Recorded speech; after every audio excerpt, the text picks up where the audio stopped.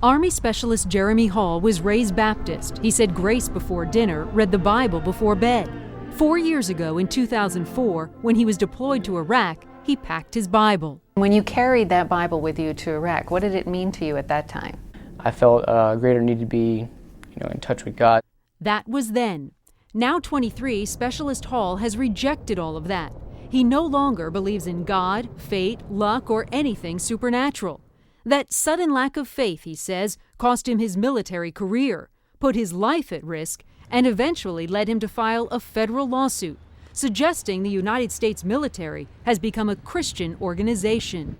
I think it's utterly and totally wrong, unconstitutional. Hall alleges in the suit there's a pattern of military practices that discriminate against non-Christians in the military, and that his rights under the First Amendment were denied. Specialist Hall is suing the Department of Defense, among others. He doesn't want money, just religious freedom in the military. He says after the lawsuit was filed, his life was threatened by fellow troops. He says the Army, fearing for his safety, assigned him a full-time bodyguard and eventually sent him home early from Iraq. On Thanksgiving 2 years ago, he refused to pray at his table. Hall says he was told to sit somewhere else. And when he was nearly killed in an attack on his Humvee, he was asked, "Do you believe in Jesus now?" I says, "No, but I believe in ballistic armor." And Specialist Hall claims because he is an atheist, he wasn't promoted. I was told because I can't put my personal convictions aside and pray with troops, I would not make a good leader. Michael Weinstein, a retired senior Air Force officer and founder of the Military Religious Freedom Foundation, is suing along with Specialist Hall. He says he's been contacted by more than 8,000 military members, almost all of them complaining of pressure to embrace evangelical Christianity. Our Pentagon, our Pentecostalagon today, is refusing to realize that when you put the uniform on, there's only one religious faith, patriotism. Religious discrimination is a violation of the First Amendment. It's also against military policy.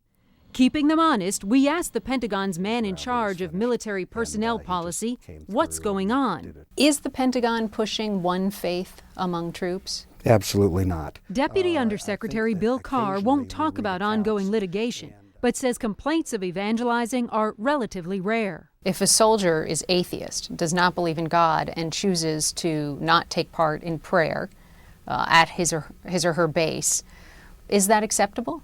If an atheist chose to follow their convictions, absolutely that's acceptable. Weinstein doesn't buy it and points to this promotional video by a group called Christian Embassy. Christian Embassy is mustering these men and women into an intentional relationship with Jesus Christ. The video, which shows U.S. generals in uniform, was shot inside the Pentagon. They were subsequently reprimanded. Another group, Officers Christian Fellowship, has representatives on nearly all military bases worldwide. Amen. Its vision?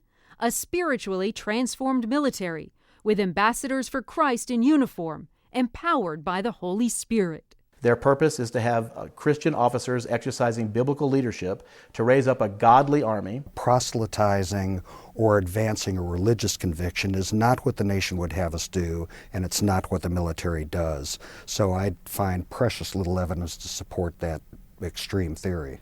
As for Specialist Jeremy Hall, today he is back at Fort Riley, waiting for the Justice Department to respond to his lawsuit.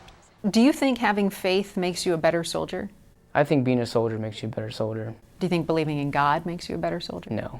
For Hall, his beliefs are now a test of his faith in the law.